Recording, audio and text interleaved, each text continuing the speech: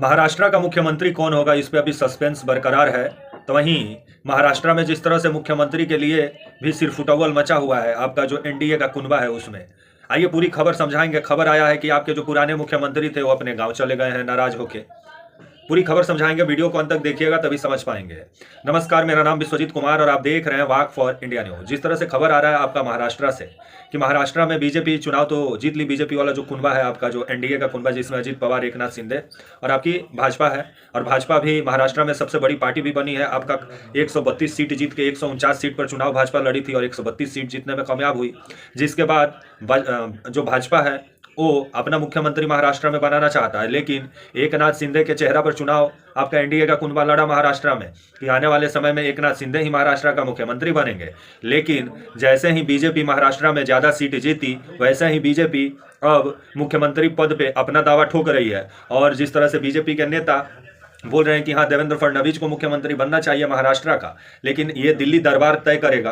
आपके अमित शाह, मोदी जी और जो आला कमान है दिल्ली में, वो तय करेगा कि महाराष्ट्र का मुख्यमंत्री कौन होगा। तो वहीं ये भी खबर आ रहा है कि आपका आज ही खबर आया, आपका 29 नवंबर के दिन खबर आ रहा है कि जो आपके एकनाथ शिंदे हैं ये अपने गाँव के लिए रवाना हो गए हैं, क्योंकि ये नाराज बताए जा रहे हैं।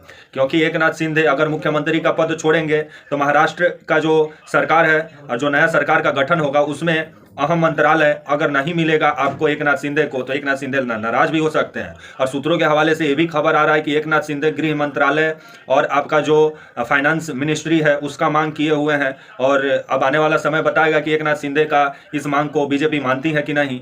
और अगर एकनाथ शिंदे को बीजेपी साइड करती है तो कुछ अहम मंत्रालय एकनाथ शिंदे को देना पड़ेगा, नहीं तो बीजेपी का फिर जो महाराष्ट्र में जिस तरह से सिरफुटौल मचा हुआ है ये कहीं बीजेपी को महंगा ना पड़ जाए आने वाले समय में।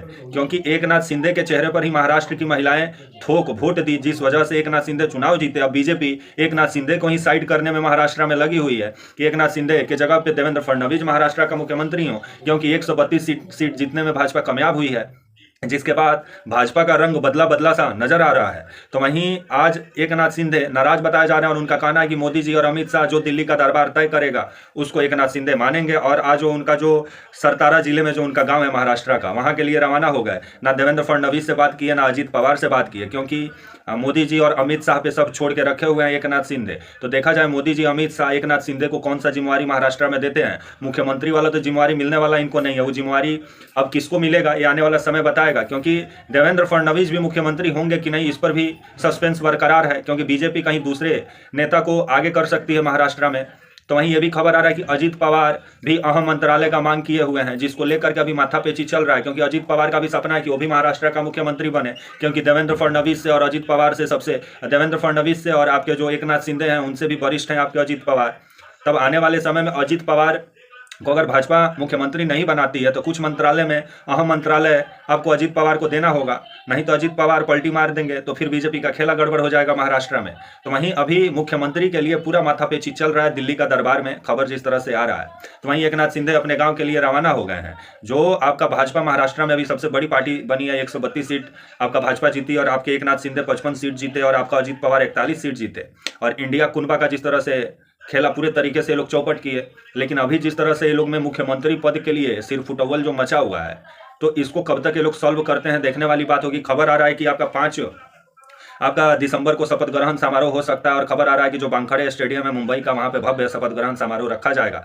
लेकिन मुख्यमंत्री कौन होगा अभी इस पे सस्पेंस बरकरार है। इतना तय हो गया है कि एकनाथ शिंदे महाराष्ट्र के मुख्यमंत्री नहीं बनने वाले हैं, कोई दूसरा मुख्यमंत्री बनेगा। लेकिन ये आने वाला समय बताएगा। और महाराष्ट्र में महिलाएं जो हैं वो विरोध भी कर रही हैं, क्योंकि महिलाओं का कहना है कि वो एकनाथ शिंदे के चेहरे को पर वोट दी महाराष्ट्र में कि एकनाथ शिंदे ही मुख्यमंत्री बनेंगे। लेकिन बीजेपी जिस तरह से उनको साइड कर रही है ये सही नहीं है। महाराष्ट्र में विरोध भी महिलाएं कर रही हैं और एकनाथ शिंदे को मुख्यमंत्री बनाने का मांग भी कर रही हैं। तो आने वाले समय में भाजपा क्या करती है देखने वाली बात होगी, क्योंकि भाजपा अभी जिस तरह से महाराष्ट्र में मुख्यमंत्री का चेहरा पे उलझी हुई है, तो इस उलझन को कब तक सुलझाती है बीजेपी, ये देखने वाली बात होगी। तो वहीं अभी एकनाथ शिंदे अपने गांव जो है सरतारा जिले में महाराष्ट्र का, वहां के लिए निकल गए। अजीत पवार और आपके देवेंद्र फडणवीस महाराष्ट्र मुंबई में है। अब इस पे अभी मंथन चल रहा है, दिल्ली दरबार में भी मंथन चल रहा है। लेकिन अब आने वाला समय बताएगा। अगर एकनाथ शिंदे और अजीत पवार को मंत्रालय में अहम जिम्मेवारी नहीं मिला, अहम मंत्रालय नहीं मिला, तो ये लोग का नाराजगी भाजपा को महाराष्ट्र में महंगा भी पड़ सकता है। इसको भाजपा भी समझ रही है, जिसको लेकर के दिल्ली दरबार में पूरा माथापेची चल रहा है और एक नाथ शिंदे पूरा दिल्ली दरबार पे छोड़े हुए हैं कि दिल्ली दरबार जो फरमान देगा उसको मानेंगे एक नाथ शिंदे। तो आने वाला समय में देखा जाए कि महाराष्ट्र का मुख्यमंत्री कब तक कौन बनता है, क्योंकि इस पर भी सस्पेंस है कि आपके जो देवेंद्र फडणवीस हैं इन पर भी ये कयास लगाया जा रहा है कि इनको भी साइड भाजपा करके कोई भाजपा का दूसरा नेता को मुख्यमंत्री बना सकती है महाराष्ट्र में। लेकिन ये कब तक ये सस्पेंस पर से लोगों का जो सस्पेंस जो बना हुआ है वो सस्पेंस कब तक खत्म होता है देखा जाए। तब तक के लिए आप मुझे इजाज़त दीजिए और आप हमारे channel walk for India news को प्लीज़ लाइक और सब्सक्राइब और शेयर करना ना भूलें। तब तक के लिए नमस्कार, जय हिंद, वंदे मातरम।